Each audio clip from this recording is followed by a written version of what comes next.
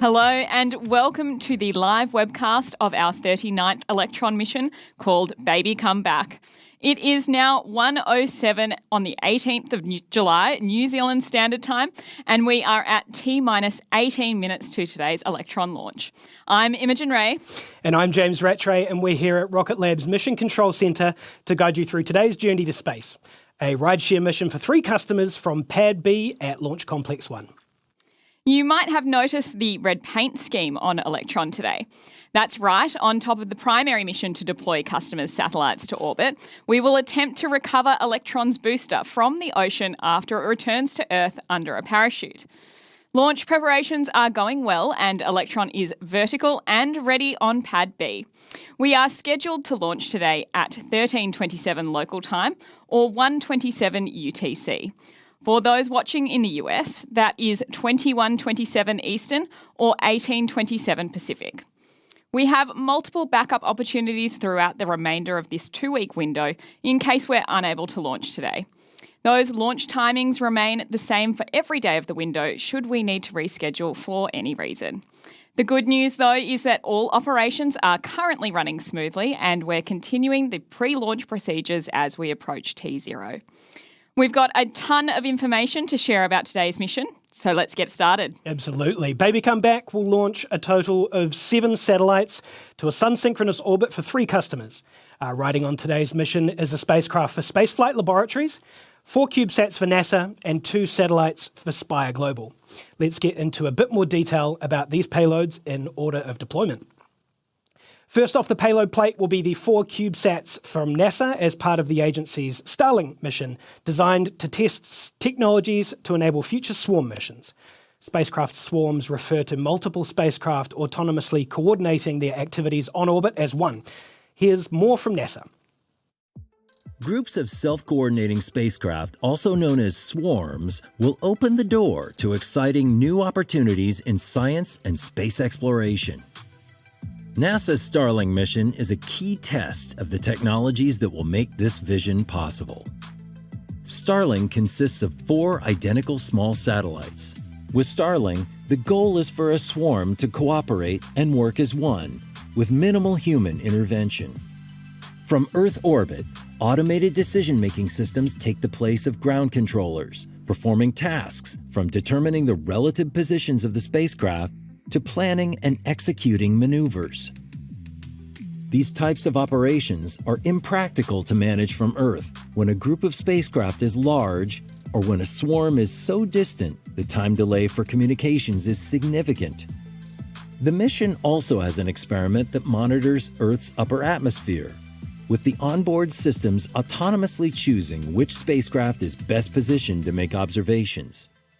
Starlink's technologies will help realize a future where groups of spacecraft are able to work together on their own, whether close to home or far away.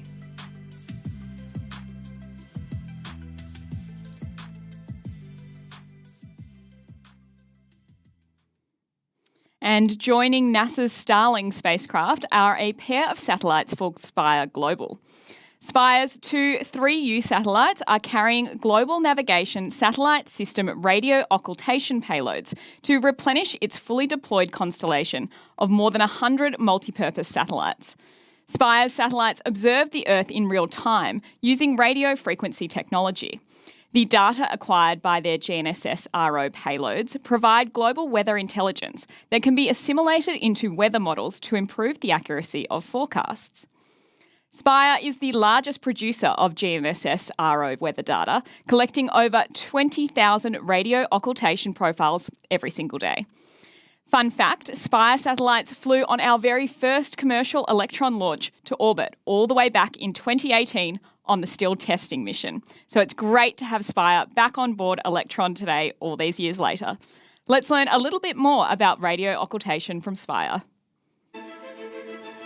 Severe and unpredictable weather patterns are altering the way we live and do business. To adapt to a rapidly changing climate, we need better weather forecasts. Enter radio occultation, an elegant technique that harnesses the law of atmospheric refraction. Spire's constellation of low Earth orbit satellites constantly gathers GPS radio signals as they pass through, decelerate, and bend in the denser medium of the Earth's atmosphere. We simply register the time delay of slowed signals to calculate the bend amount and reveal atmospheric temperature, humidity, and pressure. Spire has mastered a new paradigm of incorporating radio occultation data into weather models, massively enhancing the accuracy of forecasts at a relatively low cost will help us better track extreme weather. Ships and airlines can optimize their routes, saving energy, reducing carbon emissions, while farmers can maximize crop yields. Spire is a pioneer in this weather forecasting revolution, powered by radio occultation, where the laws of nature bend signals and guide us forward.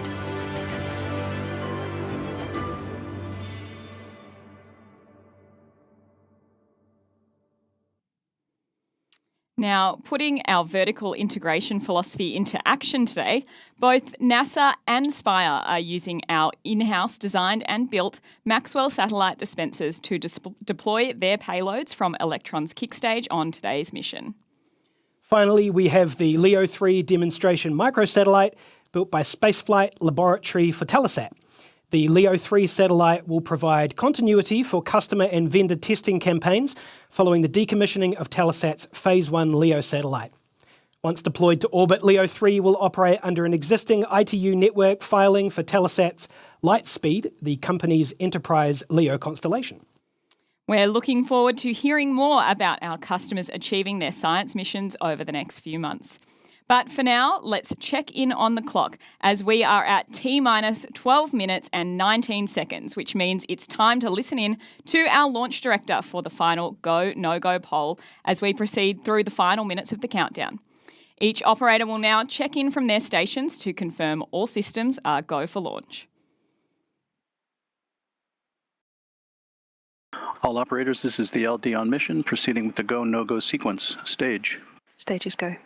Avionics. Avionics is go. GNC. GNC is go. Beacon. Beacon is go. T1. T1 is go. GC. GC is go. PLS. PLS is go. RSO. RSO is go. MET. MET is go. RF. RF is go. MM. MM is go. Recovery. Recovery is go. LD SUP. LD SUP is go. That completes the go, no-go sequence. We are T-minus 11 minutes, 21 seconds and counting. We are go for terminal count at T-minus 10 minutes. From this time, the 3-word hold procedure is in effect.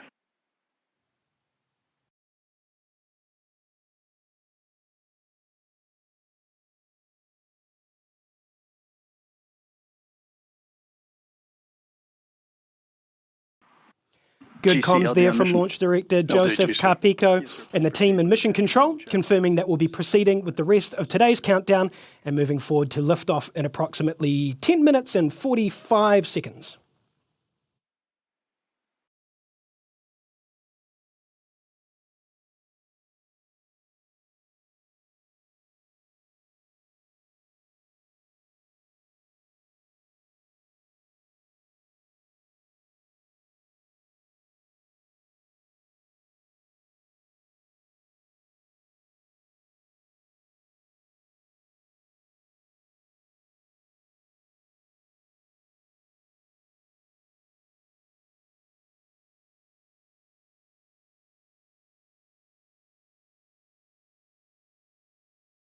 LD GC on mission.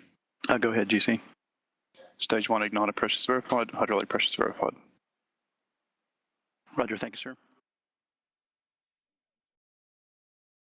As always, today's primary mission is deploying our customers' satellites to orbit.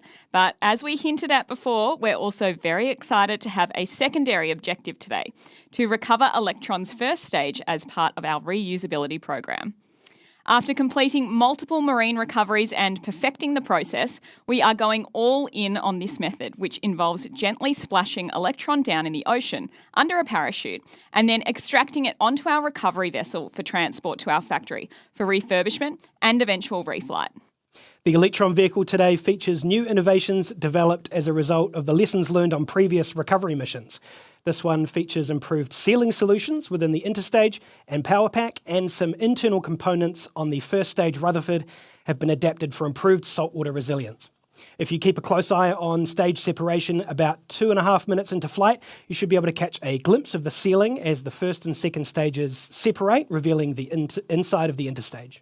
Let's hear a little bit more about the progress our recovery team has made on making Electron the world's first reusable small launch vehicle.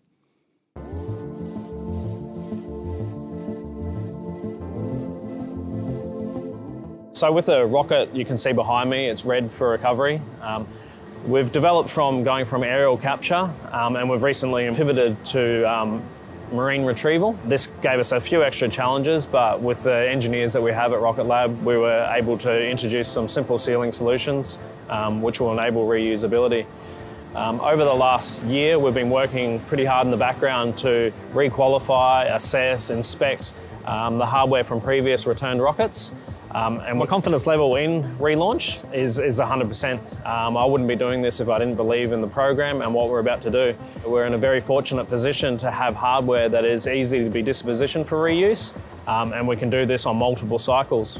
We've been working in the background with our engineers who initially designed the Electron to come up with life cycles, a refurbishment plan, and its eventual reuse. So it's very exciting, and it's going to be a great way for the company in the future.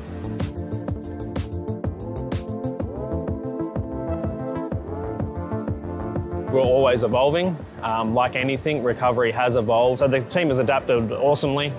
We've come up with new solutions to get the vehicle back to the factory for refurbishment in a state that we can actually eventually relaunch it. So it's been great progress from all teams involved, including the engineers who have been involved in the marine retrieval and also the redesign of the Electron vehicle. The whole program is being developed over a series of rockets. We're introducing minor changes for Flight 39. 41 will have a few more. 45 will be our golden child, which is going to have all our sealing changes. And this is going to enable us to disposition the vehicle accurately for reuse and create that historic information that we need to be able to disposition the vehicle for its life cycles and eventually turn the whole production into more of a fleet management style production, and overall putting the company in a better position to launch more frequent.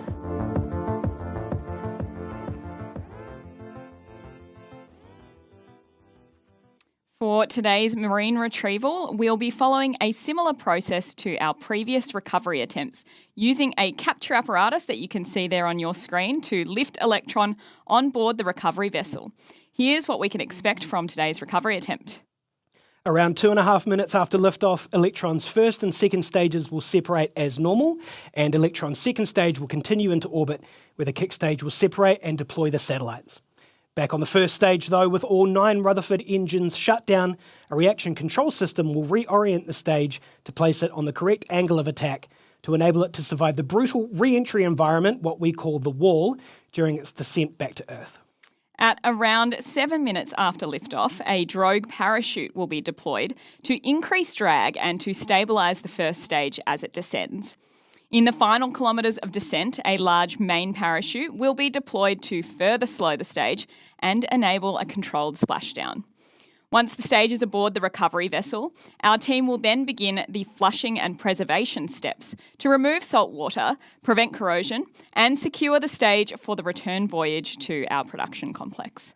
Today's mission is another major step forward in our plan to evolve Electron into a reusable rocket, and we're taking all of this experience into the development of our medium-lift rocket, Neutron, as well. All right, it's now T-minus 5 minutes before liftoff, but before we get to that, let's take a quick look back at our most recent launch, one you might not have watched yet. Last month, we launched our first suborbital mission using HASTE, our Hypersonic Accelerator Suborbital Testbed Electron vehicle.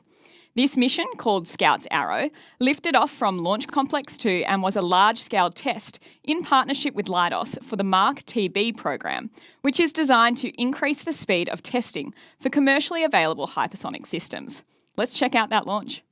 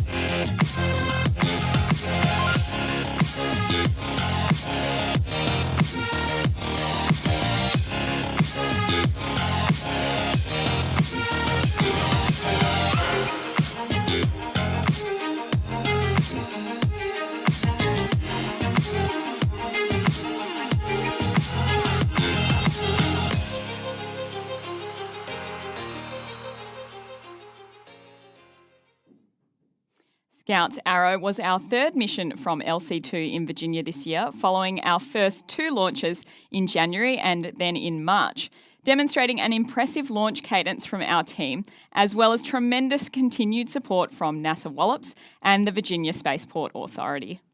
At T-minus 3 minutes and 4 seconds away from launch, Electron remains in good health and the satellites inside the fairing are good to go.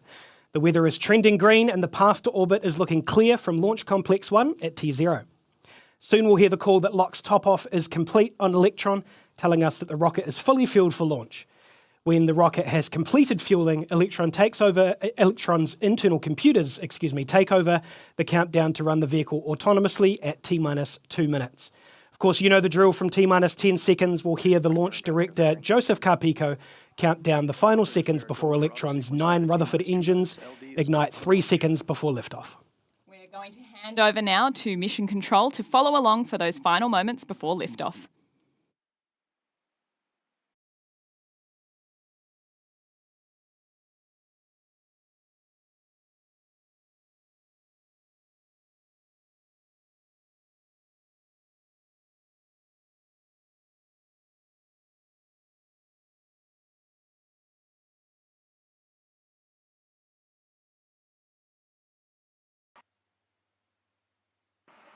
The vehicle is on internal power.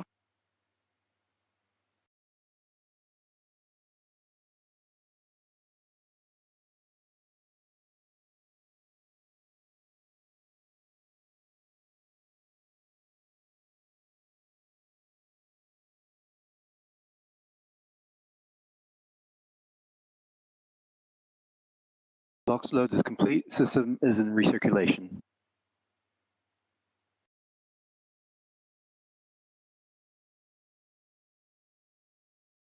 AFTS is green, enabled for flight.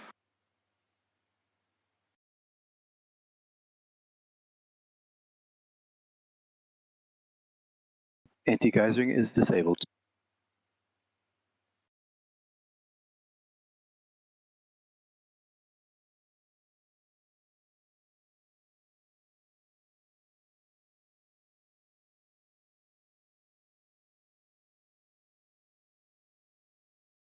Stage 1 and Stage 2, press for flight.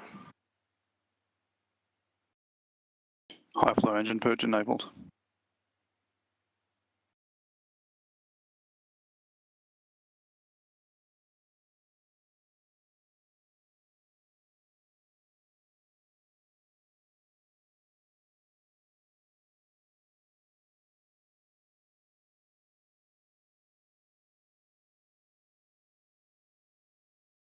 T-minus 20 seconds and counting.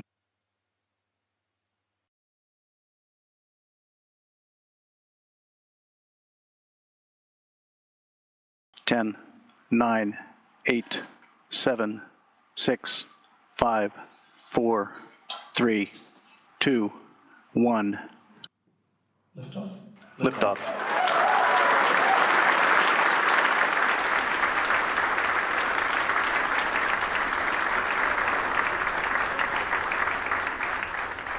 The vehicle has cleared the pad, safing launch pad.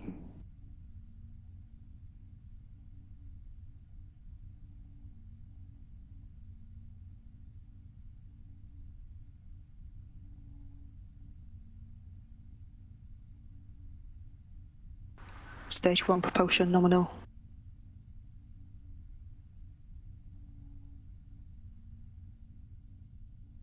And that's liftoff. Our 39th Electron launch vehicle is in the sky for this mission and progressing well on its way to sun-synchronous orbit. The first major milestone in flight is max Q, or maximum aerodynamic pressure. Just ahead of 1 minute 20 seconds, Electron will push through the highest amount of aerodynamic stress it experiences. Approaching max Q.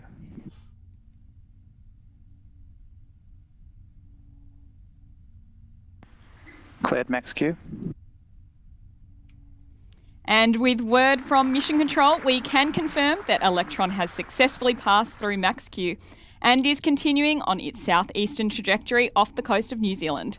The first stage's Rutherford engines are firing nominally as we come up to the next series of events in the vehicle's launch profile, starting with main engine cutoff, or MECO.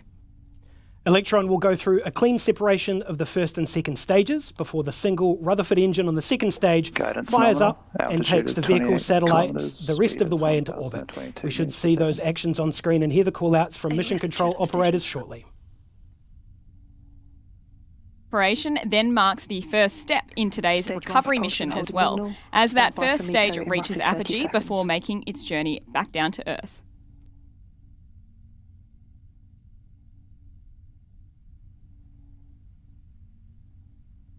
"15 seconds to staging.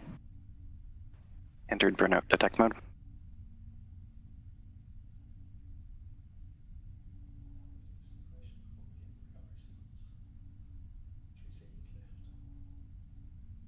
MECO confirmed.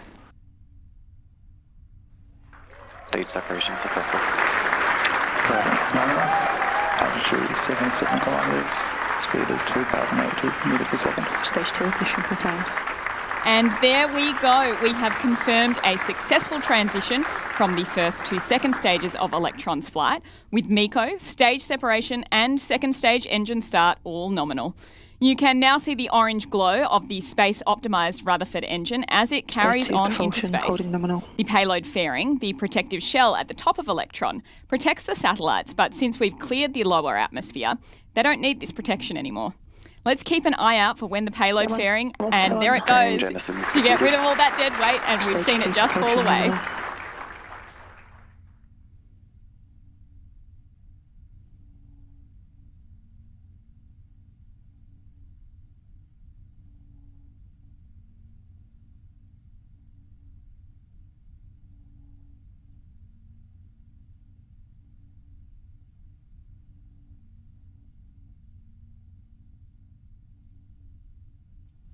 We've got some time before the next milestone, so let's take a look at the booster returning to Earth on the left of your screen. Everything's looking good there. A couple of minutes ago, the engines shut down on that first stage, and after the booster reached apogee, the reaction control system kicked in to reorient itself to place it on an ideal angle of attack for re-entry. During re-entry, Electron will reach around 8 times the speed of sound on its descent, and the air around Electron will heat up to 2,400 degrees Celsius, generating an extremely hot plasma that creates a red-orange glow around the business end of the stage.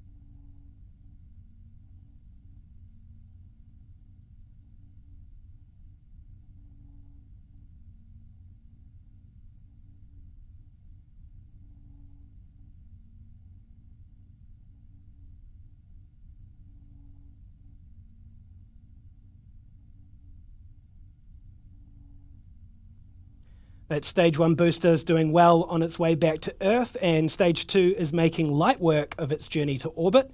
You can see on the graphs there, stage 1 looks like just reached apogee and is starting its descent back to Earth, and stage 2 is well on its way. Electron's second stage moving at a speed of 11,000 kilometers an hour and just passing through 192 kilometers in altitude.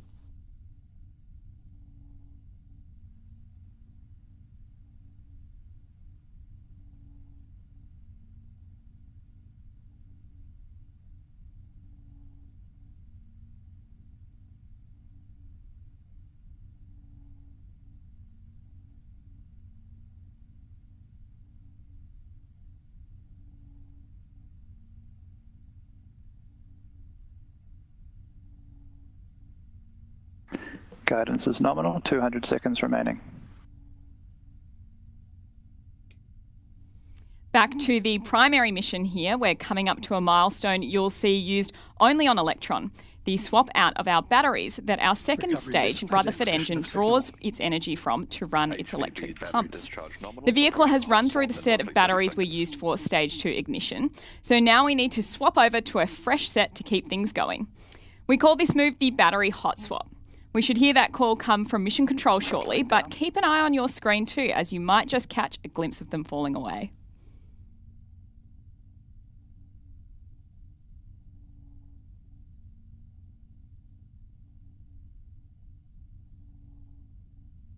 Hot swap successful. And there goes the call for a successful battery hot swap. Listening out now for confirmation of the deployment of the drogue chute on stage 1. That'll bring the initial velocity of the booster down to about a third, from around Mach 1.4 to just Mach 0.5.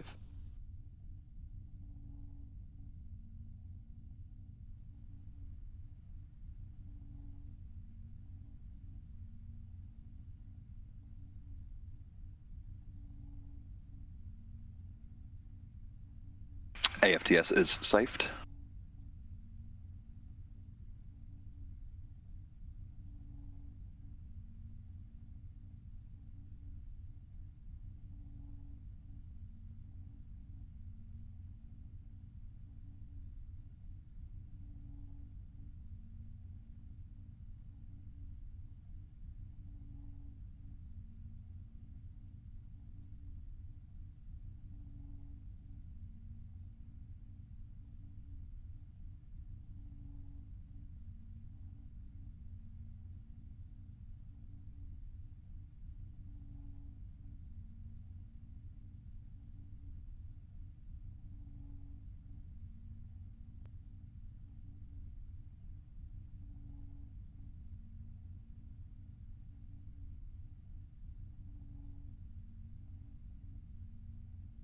Recovery vessel confirms drogue.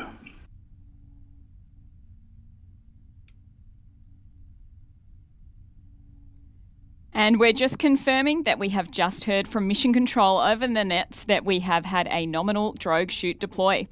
This will demonstrate a significant reduction in velocity for our first stage ahead of the deployment of our much larger main parachute, which will take Electron to a soft splashdown in the Pacific Ocean, where our recovery vessel is awaiting to scoop it out of the water and begin that desalting process. Stage 2 propulsion holding nominal. Guidance is in terminal. 20 seconds remaining. Stage 1 main chute deployed and confirmed on video.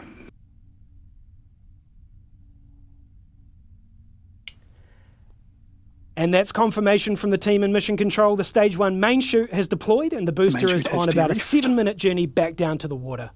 Meanwhile, in space, where that Stage 2 is ferrying our customer spacecraft to their orbital destination, we're moving at a very brisk 28,000 kilometres an hour. And it looks like we've just had Stage 2 shutdown. Stage 3 separation complete. Nominal transfer orbit achieved.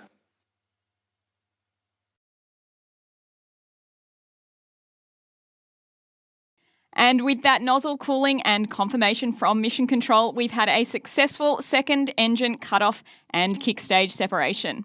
Today's satellites are headed to a sun-synchronous orbit, but as we mentioned before, our kick stage is on an elliptical first pass. It needs propulsion to course correct and orient it in the right trajectory for payload deployment, and that's where the Curie engine comes in. The first payload deployment sequence is scheduled for around 30 minutes from now, with a second scheduled for about an hour after that at T plus 1 hour and 40 minutes. We won't have live video of payload deployment for this mission, but we will continue to follow along and listen out for those final few calls from Mission Control, as well as animated views of the end of the mission to visualize what happens in space when they do deploy.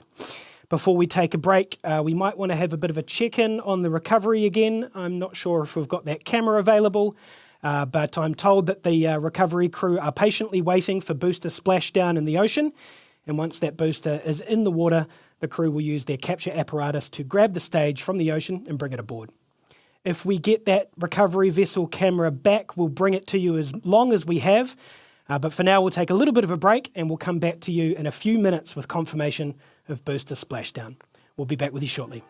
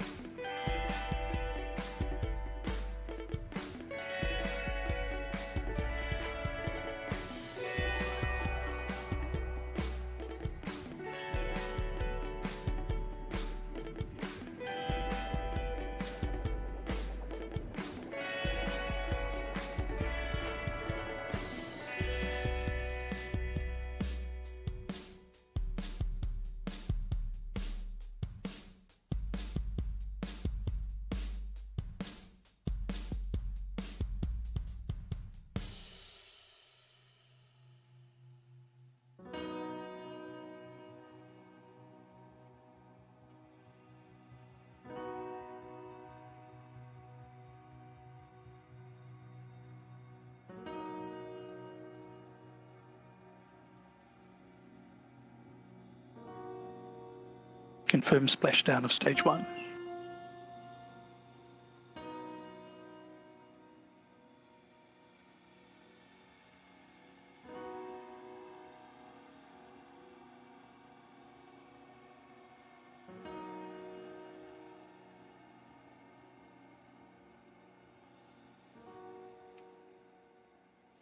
For those of you just joining us there, we have had stage 1 splashdown in the Pacific Ocean.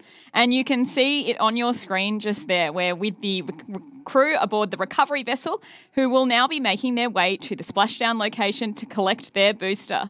As operations continue as normal, we will take a break again. And when we come back, we will share when the payloads are deployed. We'll be back with you at around T plus 46 minutes.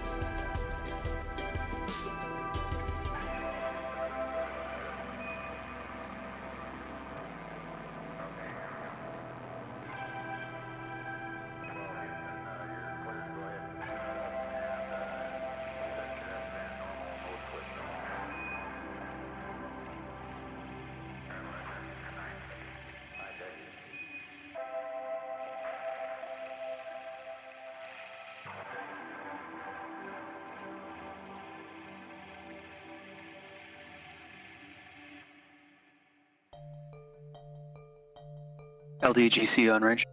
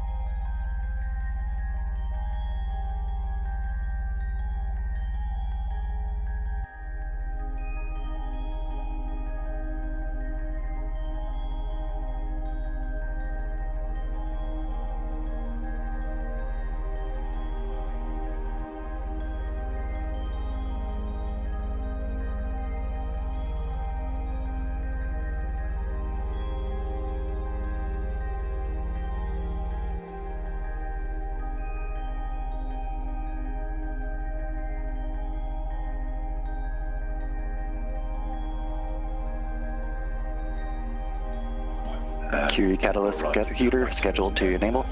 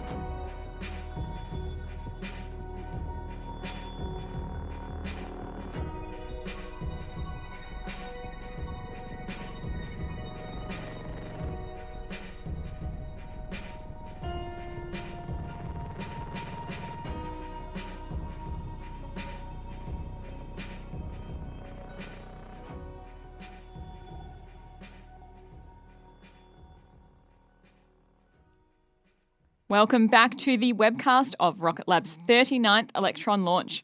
We are now T plus 44 minutes into the Baby Come Back mission, with the first of 2 payload deployment sequences coming up shortly. Before that, though, let's recap on the mission so far. Baby Come Back launched at the top of the window, lifting off the pad at Rocket Lab Launch Complex 1 at 1:27 New Zealand time or 01:27 UTC. Electron had a clean pass through max Q, main engine cutoff, first and second stage separation, and then second engine cutoff, followed by final stage separation from the kick stage carrying today's satellites. While that happened, the first stage began its descent back down to Earth under a parachute and has since successfully splashed down in the ocean. And while we were on our break, you would have seen that recovery vessel approaching the splashdown booster. The kick stage is now coming up on payload deployment shortly. First, the Curie engine will ignite to position the kick stage in a circular orbit ahead of its mark. Then the NASA Starling satellites will deploy one at a time, followed by the Spire satellites. The Curie engine will then ignite again, making an inclination shift ahead of the deployment of LEO 3 for SFL and Telesat. That second deployment sequence will be taking place in about an hour or so, and we'll update you as it happens. Meanwhile, we're listening out to Mission Control for confirmation of that first of 4 Curie engine burns.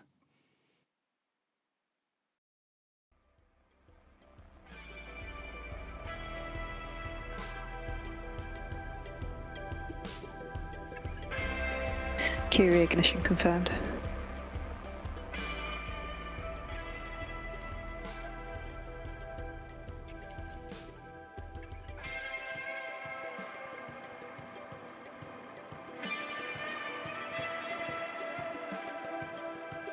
And that's Mission Control reporting a successful Curie engine ignition. This burn will last for around 120 seconds before shutting off, shortly followed by the start of our payload deployment sequence.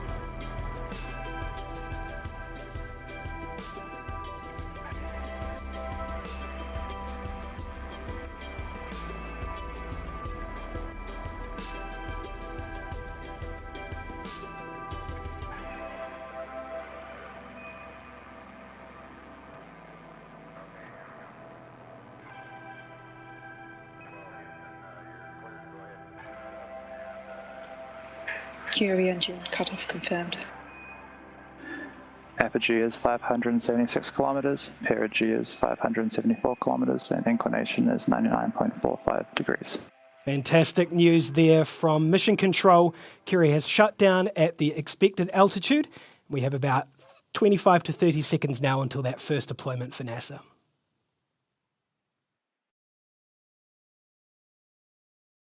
Payload deployment confirmed for NASA Starling 1.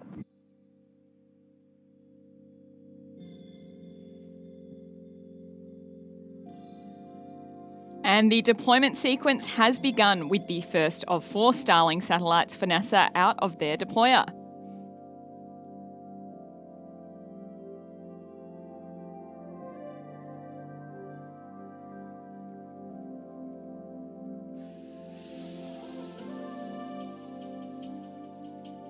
Payload deployment confirmed for NASA Starling 2.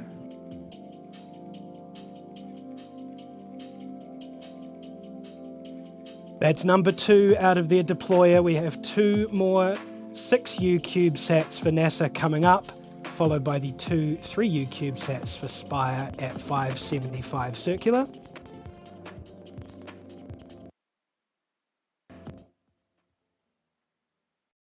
Payload deployment confirmed for NASA Starlink 3. Number 3 there for NASA, the 3rd Starlink CubeSat out of its Maxwell deployer. 1 more to go for NASA, and then the 2 3U CubeSats for Spire.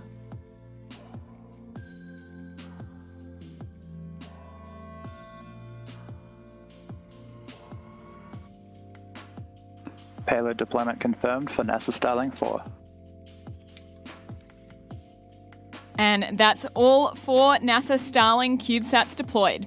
Now it's time to deploy the 2 Spire satellites, which should be in quick succession here any moment now.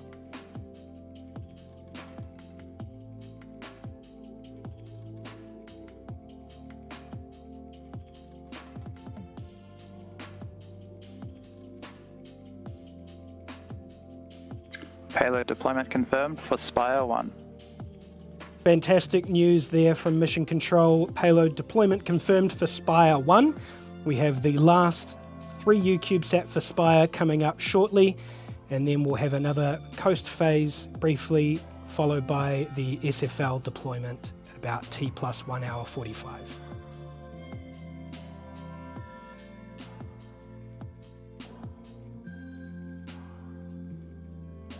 And payload deployment confirmed for Spire 2.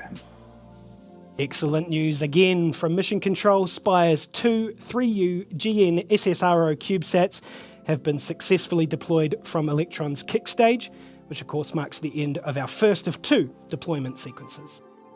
The payload for SFL today is out a little further than the other satellites on the mission, so the Curie engine will reignite 2 more times to get to the proper orbit. This will be a bit of a long one. We will be back at about T plus 1 hour and 44 minutes to give the final updates.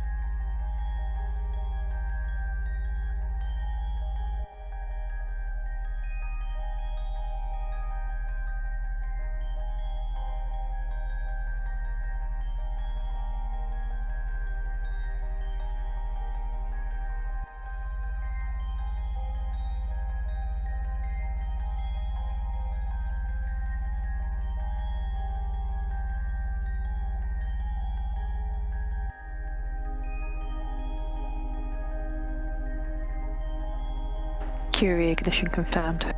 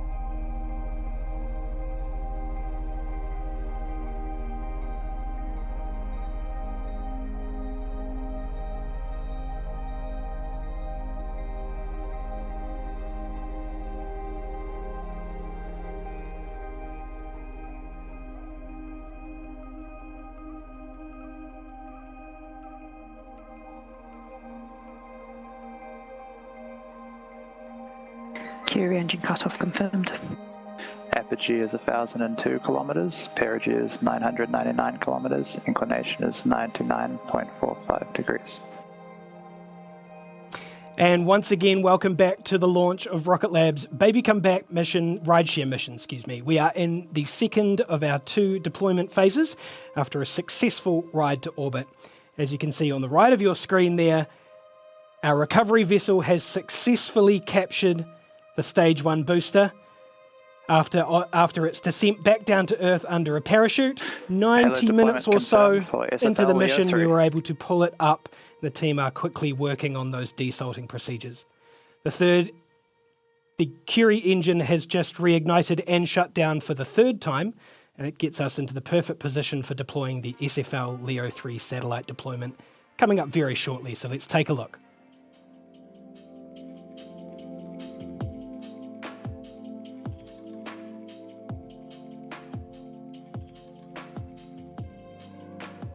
And there it goes. Mission Control have confirmed the LEO 3 satellite. The final payload on this mission has successfully deployed to its new home in orbit. That completes the primary mission for today's 39th Electron launch.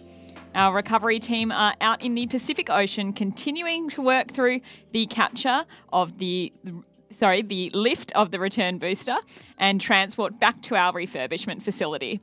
Today's launch continues another exciting year ahead for Rocket Lab and our customers and the communities that use their satellites for everything from Earth observation and climate change research to weather monitoring, maritime surveillance communications, and everything that keeps us more connected than ever. If any of what you've seen or heard today excites you and you want to find out how you can join our team, visit rocketlabusa.com. We're going to end the broadcast now, but keep an eye on our social media for updates and to find more about that recovery portion of today's mission, of course. We'll leave you with the recovery vessel on our way out. Thank you so much for joining us, and we'll see you again in about 10 days. This is Rocket Lab Mission Control, signing off.